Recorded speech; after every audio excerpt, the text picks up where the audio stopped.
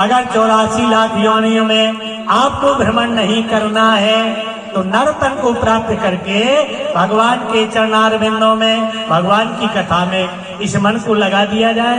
हमारे आत्मदेव ब्राह्मण ने और प्रेत योनि में को प्राप्त किया। जब प्रेत योनि में वह भोग रहा था तो हमारे और गोकर्ण जी महात्मा विद्या अध्ययन करके और शास्त्रोपांग होकर के सारे संसार के उत्तराधिकारी विद्या के स्थान को प्राप्त करके लौटे। उन्होंने देखा एक दिन 12 बजे रात्रि में, प्रिय बंधु, 12 बजे रात्रि में जाकर के और जैसे ही हमारे गोकर्ण महाराज जी विद्या अध्ययन करके लौटे, धुंधकारी ने दरवाजा खटखटाया। तो हमारे गोकर्ण जी ने पूछा, आप कौन? बोले भैया मैं आपका भाई धुंधकारी। बोले भैया आपकी मृत्यु हो गई थी, आप यहाँ पर कैसे आए? बोले भैया मैं प्रेत योनि में भटक रहा, प्रेत योनि से मुझे छुटकारा दिला दो। एक जगह श्रीमद् भागवत की कथा हो रही थी। हमारे धुंधकारी ने एक श्लोक को सुना, धन्य भागवती वार्ता प्रेत बाधा विनाशिनी। धन्य है श्रीमद् भागवत की कथा जो 7 जन्म के पितरों का तरन तारण कर देती है। जिनके घर में श्रीमद् भागवत की कथा हो जाती है वह घर तीर्थ के रूप में हो जाता है। जिस मंदिर में और हमारे श्रीमद् भागवत की कथा हो जाती है वह तीर्थ स्वरूप मंदिर तो रहता है, लेकिन परमात्मा के सानिध्य में श्रीमद् भागवत की कथा को श्रवण करके मनुष्य मोक्ष को प्राप्त कर जाता है। धुंधकारी ने उस श्लोक को सुना और जाकर के गोकर्ण के पास पहुंचा। बोले भैया मेरी सहायता कर दीजिए। बोले तुम्हारी मृत्यु हो गई थी। बोले मैं प्रेत योनि में भटक रहा। बोले बताइए क्या उपाय है? हमारे सुखदेव जी महाराज राजा परीक्षित से कहने लगे, धुंधकारी जब व्याकुल होकर के शरणागत दीना तो परताय परमिधि। जब 7 दिन की कथा पूरी हो गई भैया, एक सुंदर आकाश मार्ग से विमान आया। दिव्य पुरुष का रूप धारण करके धुंधकारी उस विमान में बैठ करके वैकुंठे गमने रता, वैकुंठ को प्राप्त कर गया। तो भैया जब ऐसे धुंधकारी को भी इस कथा के श्रवण करने से मोक्ष हो जाता है तो हम आपको तो वैसे ही सदगत हो जाएगी। किसी एक शिष्य ने पूछा, गुरुजी जब धुंधकारी के लिए विमान आया तो हमारे लिए क्यों नहीं आता? अरे भैया तपस्या करना पड़ेगी, इतनी भगवान की भक्ति करना पड़ेगी, तब तो आपको कथा श्रवण करने के बाद वह फल प्राप्त होगा। ऐसा और श्रवण करके वह वैकुंठे गमने रता, वैकुंठ को चला गया। हो गए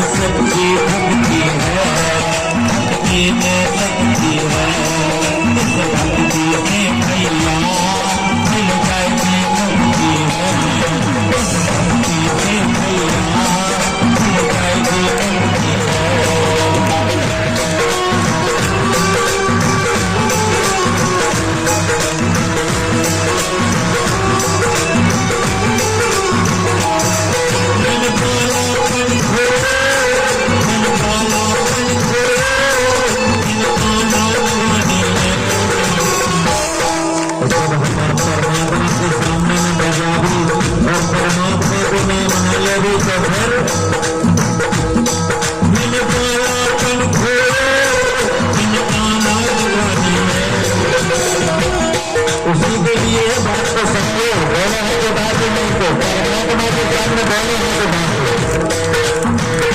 परमात्मा के सामने जब हम राम नाम संकीर्तन न करवे तो भूल के लाने आए तो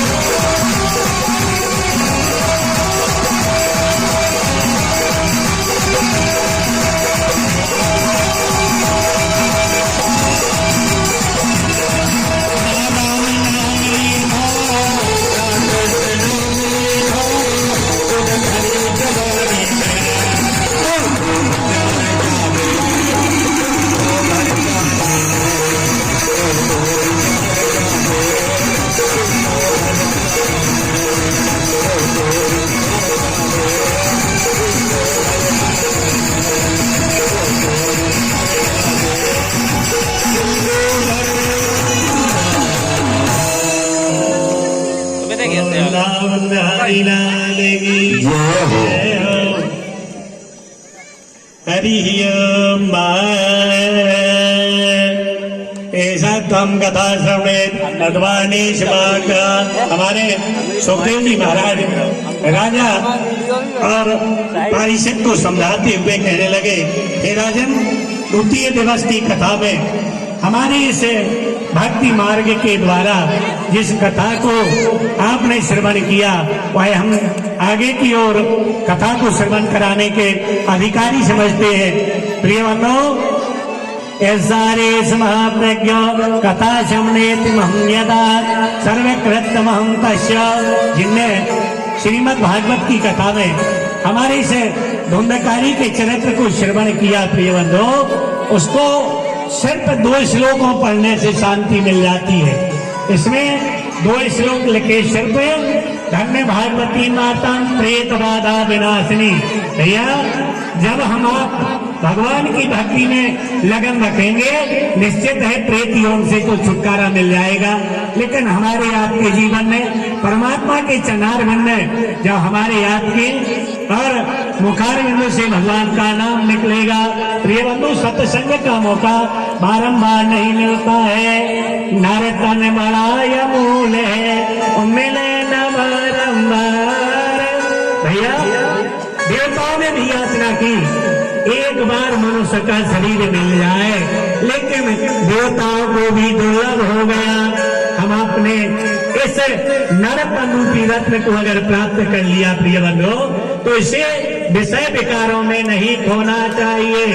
हमारे परब्रह्म परमात्मा भगवान की इस कथा के बाद में आगे की कथा आती है, हमारे गजेंद्र को कैसे मोक्ष प्राप्त हुआ।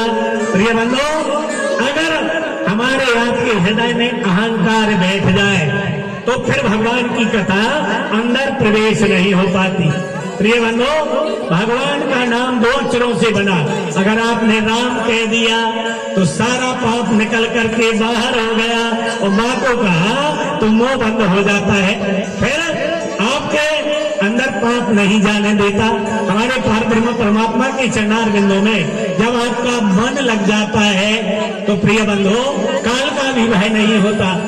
आगे हमारे गजेंद्र ने अपने जीवन में मोक्ष प्राप्त करने के लिए भगवान का ध्यान किया, लेकिन मन एक रहना है। भैया, मन मतंग है। ये मन मतंग कभी भी परब्रह्म परमात्मा के चिंतन में यह एकाग्र नहीं हो सकता। और जब मन एकाग्र हो जाता है तो भगवान की शरण में हम आपको मुक्ति प्राप्त। ध्यान देना, हम आपसे यही कहेंगे पाप करें हमारे और एक संत जी ने एक श्लोक को लिखा है, जी आरी बसान देहा, यह शरीर जो है यह परोपकार में लगाने के लिए परमात्मा को प्रकट करना पड़ता। कहता है भगवान तो साकेत लोक में रहते हैं, लेकिन जिस समय नारद जी ने पैर पकड़ करके भगवान से पूछा, प्रभु आपका निवास कहाँ है? भगवान ने बताया, अहम न वसामि में कुंटम योगनानि हृदयानि च मद भक्ता योगायन्ति तत्तिष्ठामि नारद।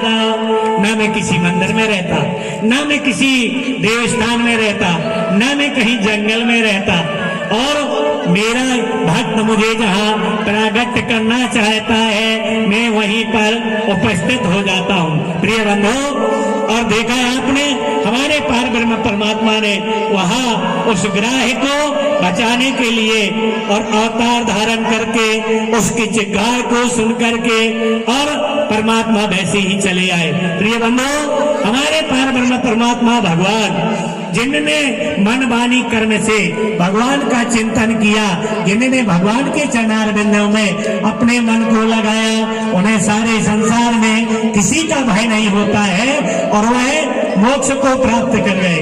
भैया अगर एक एक शब्द आपको कथा श्रवण कराई जाएगी तो 6 महीना लगने। तो जो जजमान से कह दो जाए कि भैया 6 महीना की कथा हुए चुके हैं महाराज, हमारे घर में डेरैया डारवो चाह 6 महीना की कथा, और हकीकत में श्रीमद् भागवत की कथा का एक एक शब्द सुनाया जाए तो 6 माह में पूर्ण होता है। संतों का सत्संग के प्रभाव से हमारे उस गजेंद्र का मोक्ष हुआ, और किस प्रकार से मोक्ष को प्राप्त करते हैं प्रिय बंधु? हो गए भाव से पार लेके नाम तेरा, हो गए भाव से पार लेकर नाम तेरा, हो गए भाव से पार लेके नाम तेरा, हो गए भाव से पार लेकर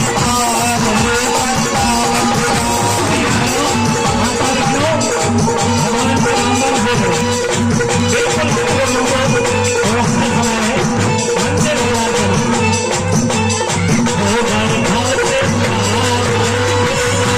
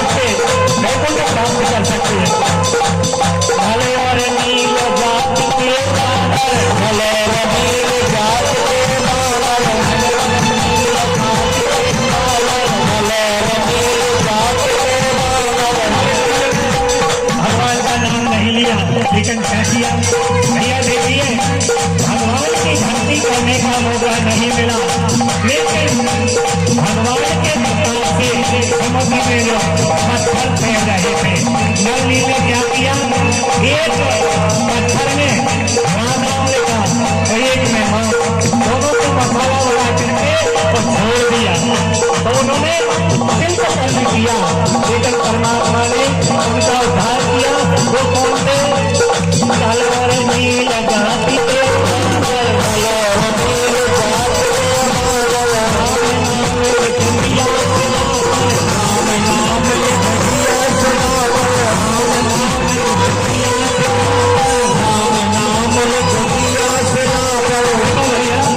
जो शरीर काया के एक भगवान के काम में आए, अब तो मानव तन है और नहीं तो दानव भले हैं, अगर मानव बने एक आपका शरीर भगवान के काम में आना चाहिए। कलम नील जाति के माना राम नाम लिख दिया सिरा पर, इसलिए राम नाम लिखा, कलम नील जाति के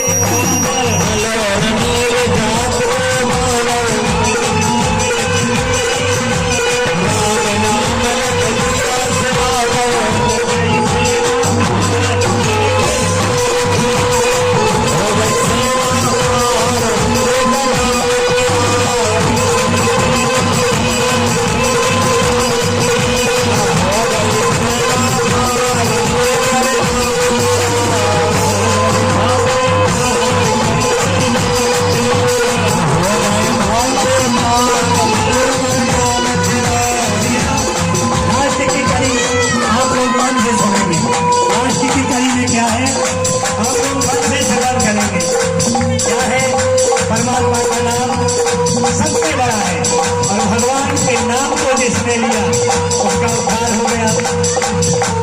राम नाम को जो कोई गावे, राम नाम को जो कोई गावे, राम नाम को जो कोई गावे, राम नाम को जो कोई गावे, अपना जीवन सफल बनावे, अपना जीवन सफल बनावे, अपना जीवन सफल बनावे, हो गए तेरा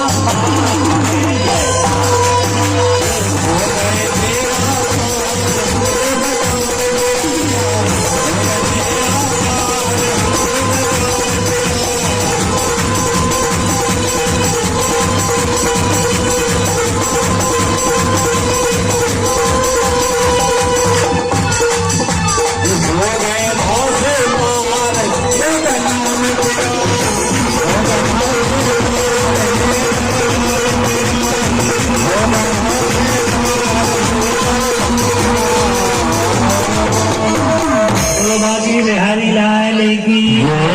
प्रिय बंधु, हमारे इस अध्याय की कथा में हमारा ढंग स्वरूप आता है, आप एक मन से सुनेंगे, लेकिन भैया एक मन में बैठा लें कि कोई किसी का नहीं है संसार में, सिर्फ भगवान के नाम से ही आपका तरन तारण होना है और परमात्मा के नाम से ही आपको मुक्ति मिलना है।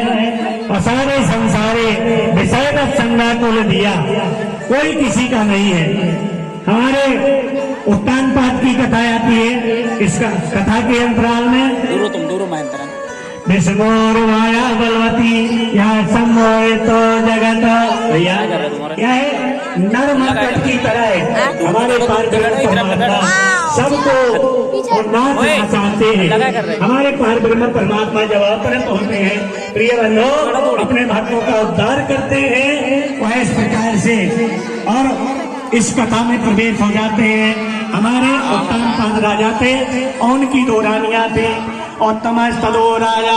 प्रिय बंधु, धन का घमंड, राज का घमंड और तन का घमंड कभी नहीं होना चाहिए।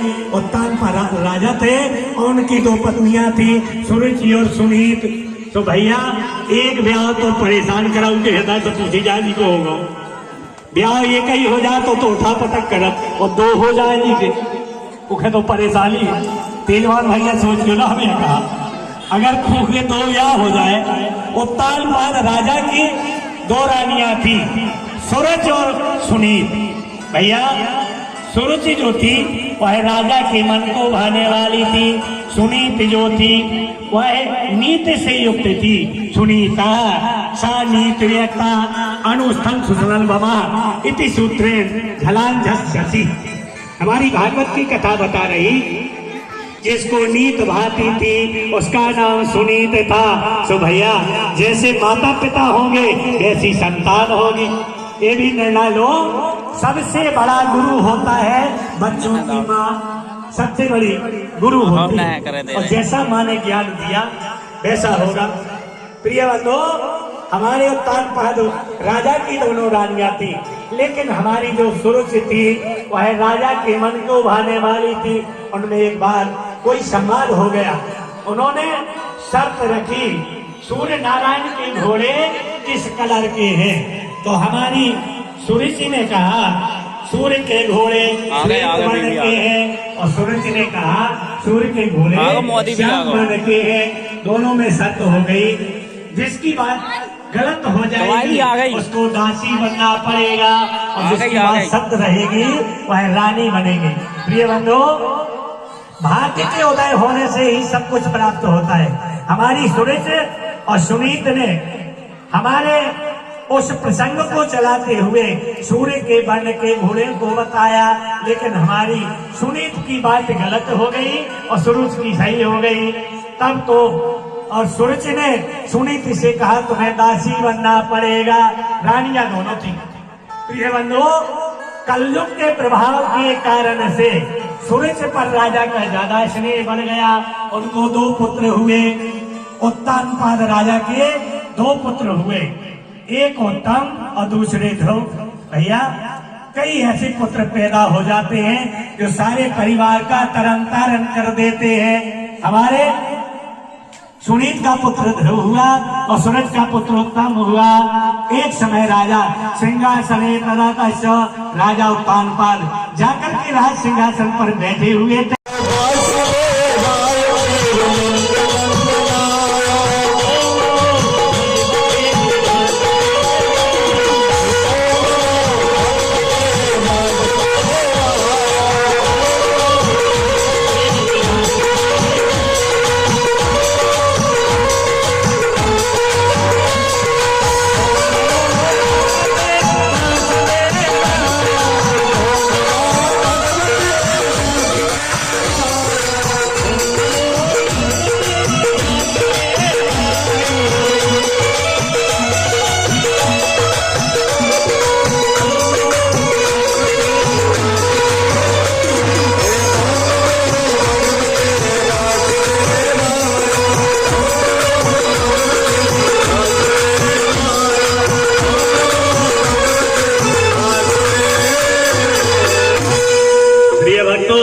हमारे